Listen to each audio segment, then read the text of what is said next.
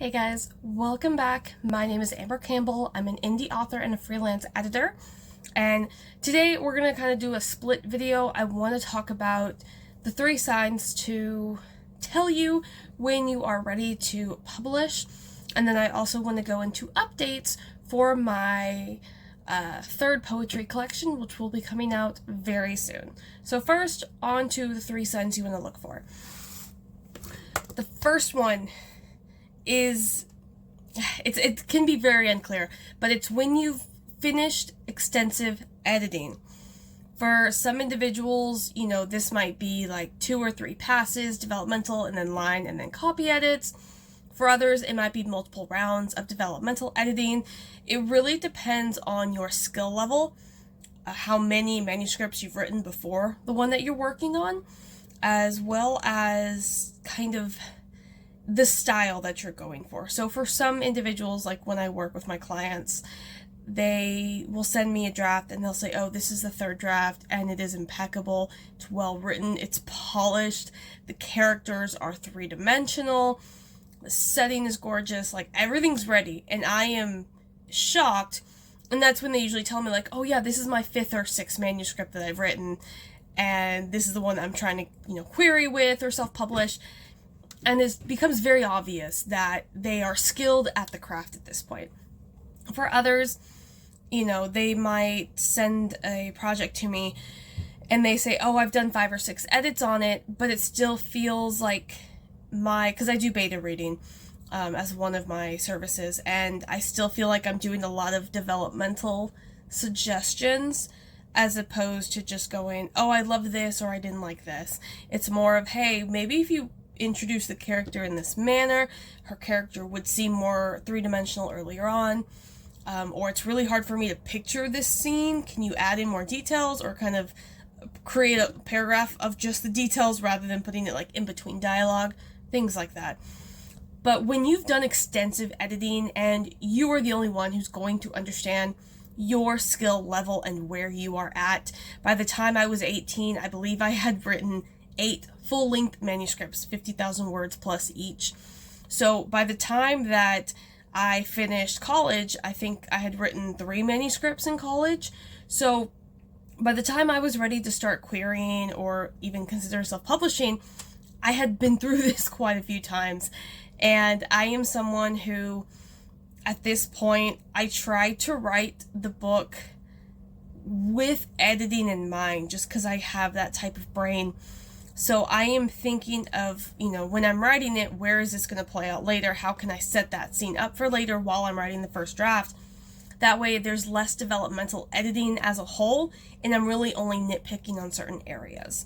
But when you've done extensive editing for your skill set, and you should have an idea of where that is, once you've reached that stage and hey, I've done 5 rounds, I've done 10 rounds, and it's progressed from developmental to line to copy or proofreading, then you know that you're getting very close to the stage of either just start querying or actually consider going into self-publishing.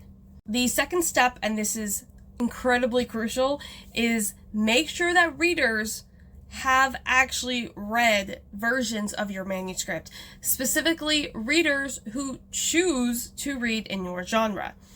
So for instance, let's say that you write young adult, but you have someone read it who, first of all, only reads adult fiction, and maybe it's a YA fantasy, and you ask someone to read it who only reads like adult thrillers.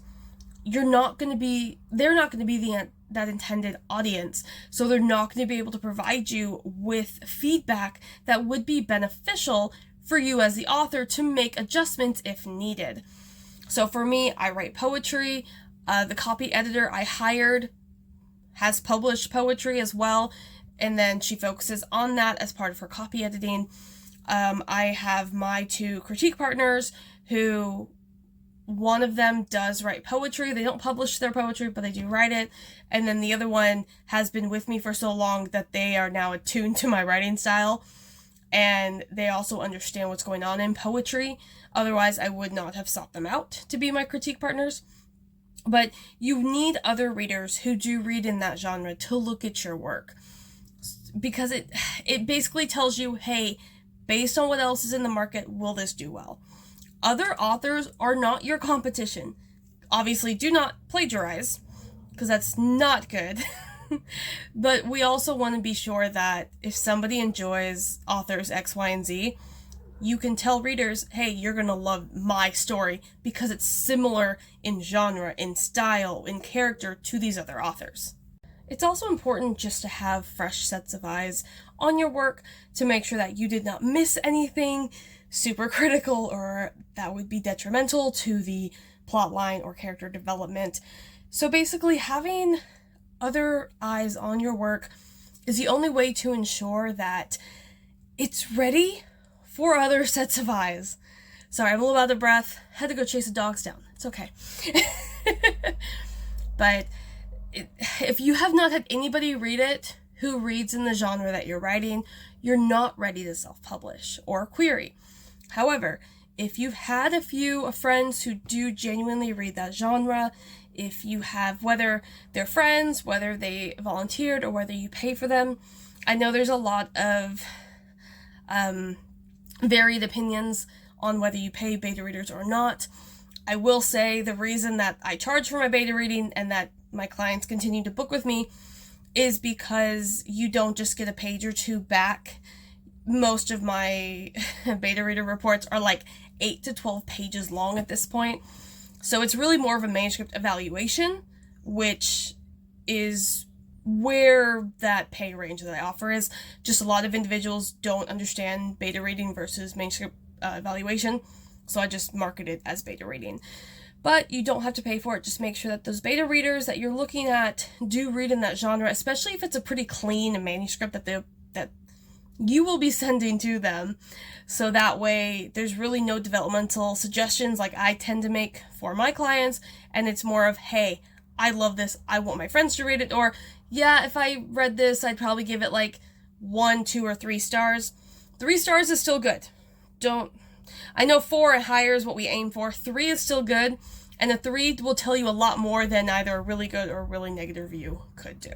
So my final sign that your book is ready for querying or self-publishing is actually going to be very similar to the first one, and that is you keep making the same changes over and over. This is procrastination. If you just keep changing, this scene maybe starts here, and then you go back and back, it's not going to make that big a difference if that's the one thing holding you back from it. Or if you're making the same comma change over and over, that's a sign you need to let it go. Even if you're going to self-publish, whether that comma is there or not, it's not going to make a difference in the long run for your readers' enjoyment. So making the same changes over and over just means that you are procrastinating and you are terrified of that next step, which is completely understandable. Honestly, sending the first query or even like taking that first step in self-publishing, whether it is doing the formatting or hire a formatter, either one, that's usually the first step. I think most of us take that or cover design. That's going to be that initial terrifying step, and once you get through it, it's a lot easier to continue down the line.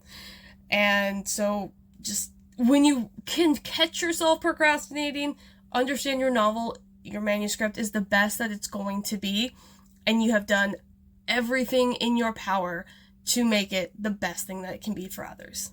So those are my 3 signs that you are ready to publish or query, whichever route you decide to go.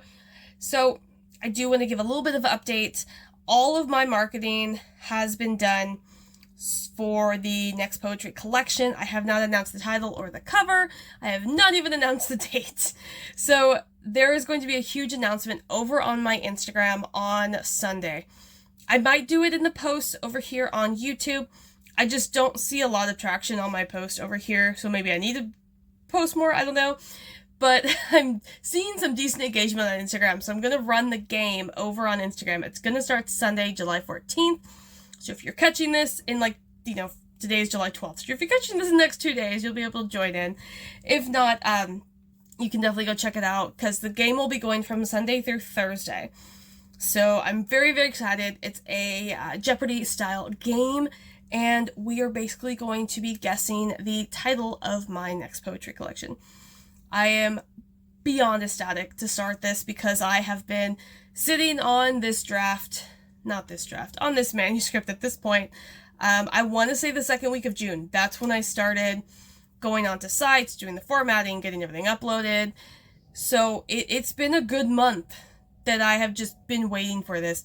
But I also knew myself, and I needed the last month to finalize all of the marketing content for Reels, for static post, for just like in-person Reels, which I don't normally do. I like to do quote style Reels, but I'm trying to do more people-facing Reels on Instagram because those do the best, even though I don't like it. YouTube is fine. Instagram, I don't know why I don't like it.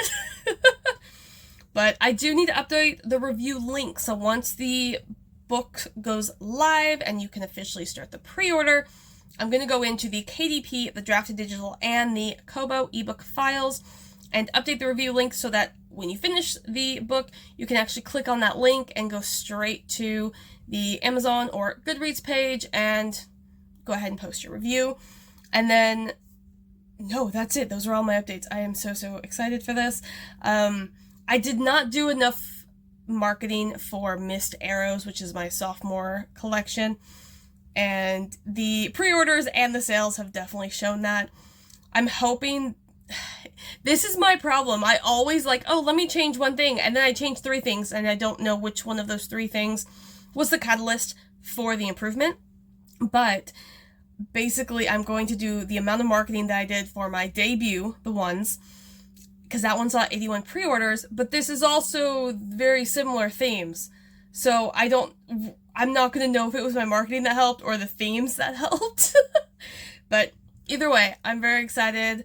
We're going to go ahead and wrap this up. Let me know down below, what are your hints for yourself that you're probably ready to stop the editing and officially introduce it to the world, whether by self-publishing or querying. And definitely join me on Instagram. It will be linked down below in the description. You can go follow me over there.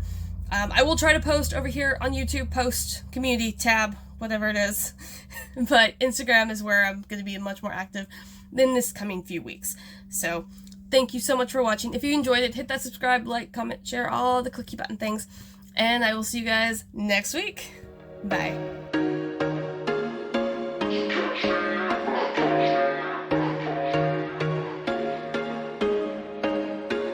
There was once a day that I would pray for you. I'd go and misbehave just so you'd notice too. Sneak